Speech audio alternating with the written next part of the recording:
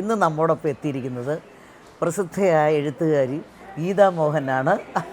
പിന്നെ ഈ അടുത്ത കാലത്ത് സത്യജിതയുടെ ഒരു അവാർഡൂടെ കിട്ടിയിട്ടുണ്ട്. പിന്നെ ഇവിടെ ഒരു പ്രവാസിയാണ്, പക്ഷേ കണ്ണൂർക്കാരിയാണ്. അതെ.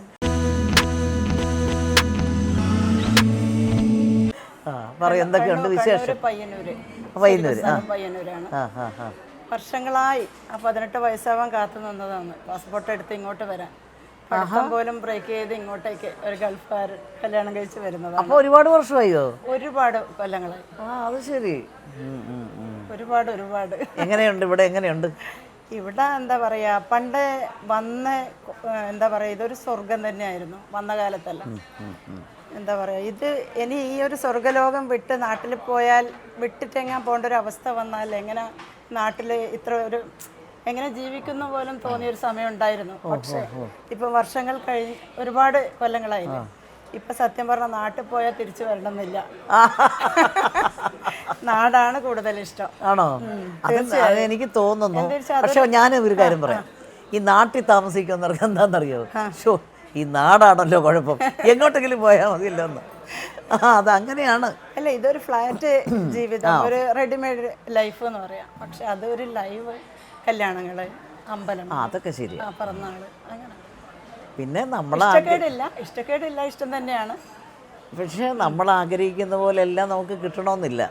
പിന്നെ നമുക്ക് കിട്ടുന്ന വെച്ച് സന്തോഷത്തോടെ ജീവിക്കുക. അല്ലേ? അതല്ലേ പറ്റൂ. പക്ഷെ ഇവിടെ അമ്പലങ്ങളും ഒക്കെ ഉണ്ടല്ലേ? ഉണ്ട്, ദുബായിലെ അമ്പലം ഉണ്ട്. പക്ഷെ എങ്കിലും നമുക്ക് ആ ഭക്തി, ആ ശരിയായ ഭക്തി വരണം എന്നുണ്ടെങ്കിൽ നാട്ടിലെ ആ ഒരു അമ്പലത്തിൽ പോയി അങ്ങനെയാണ്. ഇടയ്ക്കൊക്കെ വരുമോ നാട്ടിലോട്ട്?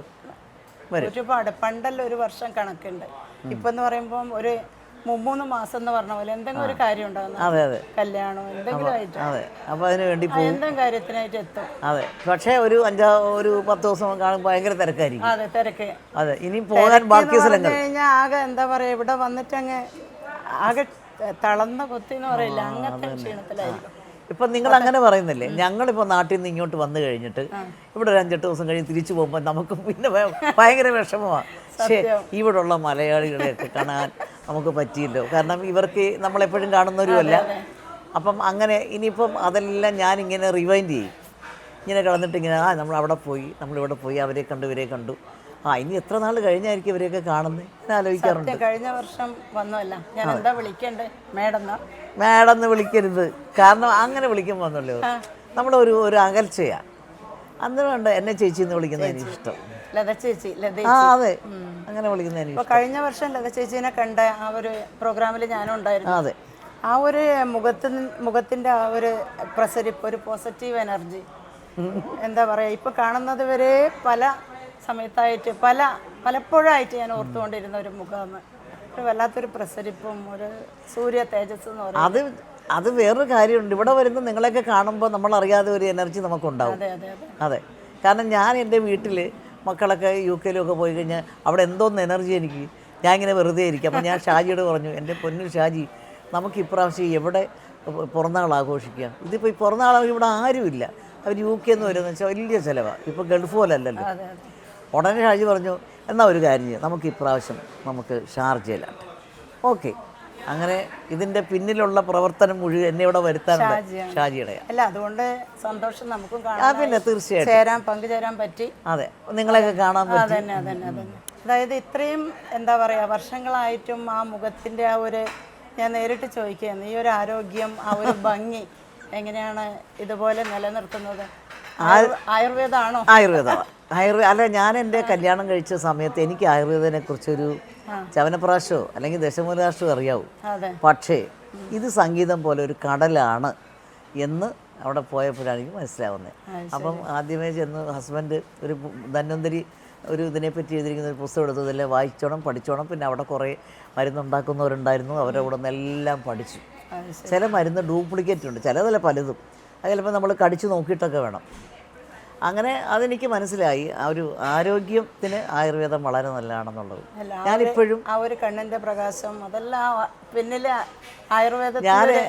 ഞാനിപ്പോഴും ഒരു മാസത്തിൽ ഒരു 4 ദിവസമെങ്കിലും ഒരു സ്ത്രീയെ വീട്ടിൽ വരുത്തിയിട്ട് ഇങ്ങനെ എണ്ണയൊക്കെ തേച്ച് നല്ലോണം കുളിപ്പിക്കും. അതൊക്കെയുണ്ട്. പ്രധാനമതാ. പിന്നെ ഈ പ്രധാനപ്പെട്ട ഒരു അസുഖം ഷുഗറില്ല, അതില്ല. അതാണ്. അതെ, ഭക്ഷണം അത്യാവശ്യം അതെ. പിന്നെ ഒരു നമ്പൂതിരിയുടെ വീട്ടിൽ കല്യാണം കഴിച്ച് പോയപ്പോഴത്തേക്ക് അവിടെ ഈ മുളകൊന്നും അധികം വേണ്ട, എല്ലാം മെഴുക്കുരട്ടിയാണ്. അപ്പോൾ അത് കാരണം അത് കുട്ടി ശീലിച്ച കാരണം എനിക്ക് ഒരുപാട് സ്പൈസി ആയിട്ട് കഴിക്കാൻ പറ്റില്ല. അത് ഇച്ചിരി അസിഡിറ്റി ഉണ്ട്, പക്ഷേ ഞാൻ സൂക്ഷിച്ചാണ് അതൊക്കെ കഴിക്കുന്നത്. അതാണ് പിന്നെ ഞാൻ ഈ ആയുർവേദത്തിൽ നിന്ന് ഞാൻ ഒരുപാട് കാര്യങ്ങൾ പഠിച്ചു. മിക്കവർക്കും ഈ കണ്ണിൻ്റെ അടി കറുപ്പ് വരുന്നു, അതൊക്കെ വരുമ്പം അങ്ങനെയൊക്കെയുള്ള കാര്യങ്ങൾ ഡോക്ടർ ചോദിച്ചറിയുന്നത് എങ്ങനെയാണെന്ന് വെച്ചാൽ സ്ട്രെസ് ഉണ്ടെങ്കിൽ വരും, ഉറക്കമില്ലെങ്കിൽ വരാം. അപ്പോൾ ഇവിടെ എന്തായാലും ആൾക്കാരെന്ത് ഈ കതിരെ കൊണ്ട് വളം വയ്ക്കുന്ന പോലെ ഈ ഫേസിലുള്ള കാര്യങ്ങൾ അന്ന്, പക്ഷേ അകത്തുള്ളതല്ല. ആയുർവേദത്തിനെ വെച്ച് പറയുകയാണെങ്കിൽ നമ്മൾ അകത്തുള്ള കാര്യങ്ങൾ അത് ക്ലിയർ ചെയ്യണം. അകത്ത് നമുക്ക് എന്താ അതല്ലല്ല, അകത്ത് നമുക്ക് എന്താ കുഴപ്പങ്ങളൊക്കെ ഉള്ളത്, വൈറ്റമിൻസിൻ്റെ എന്തെങ്കിലും കുഴപ്പമുണ്ടോ, അങ്ങനെ അപ്പം ധാരാളം ഫ്രൂട്ട്സ്, പിന്നെ ധാരാളം വെള്ളം കുടിക്കാൻ പറയും, ഇളനീര് കഴിക്കാൻ പറയും. ഇങ്ങനെയുള്ള കാര്യങ്ങളൊക്കെ ചെയ്താൽ തന്നെ നമ്മൾ ഫ്രഷായിരിക്കും. പിന്നെ എരിവ് ഒരിക്കലും ആയുർവേദത്തിൽ പറയില്ല. പണ്ടൊരു ഗൈനക്കോളജിസ്റ്റ് എൻ്റെ അടുത്ത് പറഞ്ഞത്, അതായത് ഒരു 35 കഴിഞ്ഞു കഴിഞ്ഞാൽ ഈ മുളക് പൊടി തീരെ ഉപേക്ഷിക്കണം. ഞാനൊരിക്കൽ എൻ്റെ ഹസ്ബൻഡ് പറഞ്ഞിട്ട് അങ്ങനെ പരീക്ഷിച്ച് ഒരുപാട് പരീക്ഷണം നടത്തും. അതായത് ഒരു തുള്ളി ബ്ലഡിൽ നമ്മൾ ഒരു മുളകിൻ്റെ ഒരു അല്ലി എടുത്തിട്ട് നോക്കി, കുറേ നേരം കഴിഞ്ഞ് കഴിഞ്ഞാൽ വെളുത്തിരിക്കും. അപ്പോൾ എൻ്റെ അർത്ഥം എന്താ? ചോര വെള്ളമാക്കുന്നതാണോ? നമ്മളിപ്പോൾ എന്താ അറിയോ, നമ്മൾ ഇവിടെ ഞാൻ പറയാം, ഈ പഞ്ചാബീസ് അവരെയൊക്കെ കണ്ടില്ലേ, അവർ കൂടുതൽ കഴിക്കുന്ന മുളകല്ല, സ്വീറ്റ്സാണ്. എന്തൊരു കളറാണ്. ഞാൻ കുറച്ച് മുളക് പൊടി കുറച്ച് കഴിക്കുന്നവരാണ്, അതായിരിക്കണം ഇവിടെ എല്ലാവരും കുറച്ചേ കഴിക്കാവൂ. അപ്പം ആരോഗ്യത്തിൻ്റെ കാര്യം ഇങ്ങനെയാണ്. ഫ്രൂട്ട്സൊക്കെ നല്ലോണം കഴിക്കുക. നമ്മൾ ഈ ചോറ് കഴിക്കണം, തീരെ കുറയ്ക്കരുത്. അതിൻ്റെ കൂടെ നമ്മൾ എരിവ് നല്ലോണം കുറയ്ക്കണം. ആ കുറച്ചാൽ തന്നെ പകുതി. ഞാനിപ്പം രാവിലെ ഒരു 2 ഇഡ്ഡലി കഴിക്കുന്നു, പിന്നെ കുറച്ച് ഒരു ഇന്നിപ്പോൾ കുറച്ച് പിന്നെ ഫ്രൂട്ട്സ്, പിന്നെ എന്താണ് ഓറഞ്ച് കഴിച്ചാൽ നാളെ കുറച്ച് 1 ഔൺസ് മറ്റേ പോമോഗ്രാനേറ്റ് കഴിക്കുന്നു. അങ്ങനെ. പിന്നെ ധാരാളം വെള്ളം കുടിക്കണം. അല്ല, എനിക്ക് എന്താണെന്ന് വെച്ചാൽ ഒരു ആയുർവേദ ഡോക്ടറെ കല്യാണം കഴിച്ചപ്പോഴാണ് നമ്മുടെ ആരോഗ്യത്തിനെക്കുറിച്ച് നമുക്കൊന്ന് കൂടുതൽ മനസ്സിലായത്. എത്ര വർഷം ഉണ്ടായിരുന്നു ഒന്നിച്ചിട്ട്? ഞാൻ ഒന്നിച്ച് 23 വർഷം ഉണ്ടായിരുന്നു. നല്ലൊരു ജീവിതം. അദ്ദേഹം ജീവിച്ചിരുന്നാൽ ഇന്ന് സിനിമയിൽ വരത്തില്ല. ഞാനും എൻ്റെ ആയുർവേദമായിട്ട് നടക്കുമായിരുന്നു. എനിക്കൊരു ഗുണം കിട്ടിയെന്ന് വെച്ചാൽ, സിനിമയിൽ നിന്ന് വിട്ടു പോകുന്ന ആൾക്കാർക്ക് എപ്പോഴും എന്താണെന്ന് വെച്ചാൽ, ഒരാൾ കല്യാണം കഴിച്ചാൽ പിന്നെ ഇരുന്ന് ആലോചിക്കും, പക്ഷേ ബോറടിക്കുന്നു, സിനിമയിലോട്ട് പോയാലും. എന്നെ സംബന്ധിച്ചോളം ഞാനൊരു ആയുർവേദവുമായിട്ട് ബന്ധപ്പെട്ട കാരണം കംപ്ലീറ്റ് മരുന്നുണ്ടാക്കലും ആ ഒരു വലിയ ഒരു കടലിലോട്ട് പോയിരിക്കുക, എല്ലാം പഠിച്ചു. അപ്പോൾ അത് കാരണം എനിക്ക് സിനിമയിൽ ചിന്തിക്കാൻ സമയമില്ല. എങ്ങനെ വലിയ വീടും അവിടെ അടുപ്പെല്ലാം അങ്ങനെ ഒരു ഫാക്ടറി ഉണ്ട്, അവിടെ ഒരു 10-12 അടുപ്പുണ്ട്. അത് രാവിലെ മുതൽ വൈകുന്നേരം കത്തിക്കൊണ്ടേ. രാവിലെ കുറേ ആൾക്കാർ, 10 പെണ്ണുങ്ങളായിരുന്നു.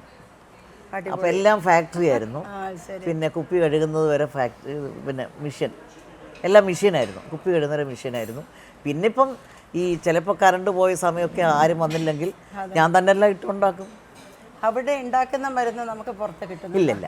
അല്ല, അവിടെ നിന്ന് അദ്ദേഹത്തിന് എൻ്റെ അടുക്ക ചികിത്സിക്കാൻ വരുന്നവർക്ക് മാത്രമേ കൊടുക്കത്തുള്ളൂ. കിടത്തി ചികിത്സയൊന്നുമില്ല. ഇപ്പോഴും നടന്നു പോകുന്നുണ്ട്? ഇല്ല, അത് പിന്നെ അദ്ദേഹം നിർത്തി. അയ്യോ, നമുക്ക് തനി അത് കൊണ്ടു നടക്കാനൊന്നും പറ്റില്ല. നമുക്ക് ഈ ഒരു കാലത്ത് ഇവരെയൊക്കെ മേയ്ക്കാനൊന്നും വയ്യ. ഞാനിനി അങ്ങോട്ട് ചെയ്യട്ടെ, എഴുത്തിലോട്ട് എങ്ങനെ വന്നു? ചെറുപ്പത്തിലേ ഉണ്ടോ എഴുത്ത്?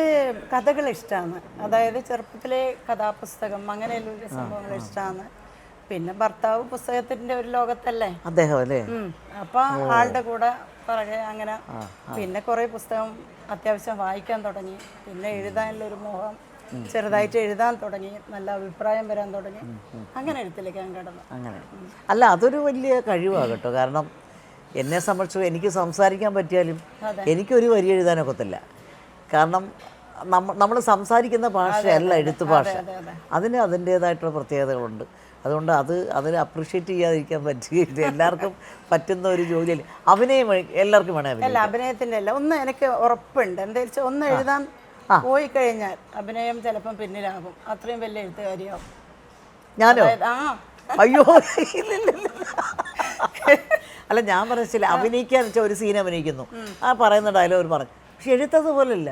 എഴുത്തിന് ഒരുപാട് വ്യത്യാസം. ഇപ്പം ഞാൻ എനിക്ക് ഓർമ്മയുള്ള കുറേ കാര്യങ്ങൾ തന്നെ എഴുതണമെന്ന് വെച്ചാൽ അത് ഞാൻ വേറൊരാളെ കൊണ്ടേ എഴുതിക്കത്തുള്ളൂ. മനസ്സിലായി? എഴുത്തിൻ്റെ ഭാഷയും നമ്മൾ പിന്നെ സംസാരിക ഭാഷയും വ്യത്യാസമുണ്ട്. ഇപ്പോൾ ഒരു സത്യജിത്രയുടെ ഒരു അവാർഡൊക്കെ കിട്ടിയില്ലേ? അത് ഏത് പുസ്തകം? പറഞ്ഞു ഏത് പുസ്തകം? എൻ്റെ ടൈറ്റിൽ എന്തോ? അത് കുമ്മായിപ്പാത്തു എന്ന പേര്. അത് ശരി. ഒരു 6 കഥകളിലൊരു പുസ്തകമാണ്. ആണല്ലേ? അതിലൊരു കഥേൻ്റെ പേര് കുമ്മായിപ്പാത്തു. ഓ അങ്ങനെ. ആ പുസ്തകത്തിൻ്റെ പേര് അതിട്ടു. അതിനെയാണ് അവാർഡ് കിട്ടിയത്. വലിയ കാര്യം കേട്ടോ. കൺഗ്രാറ്റ്സ്. സന്തോഷം. ഓക്കെ.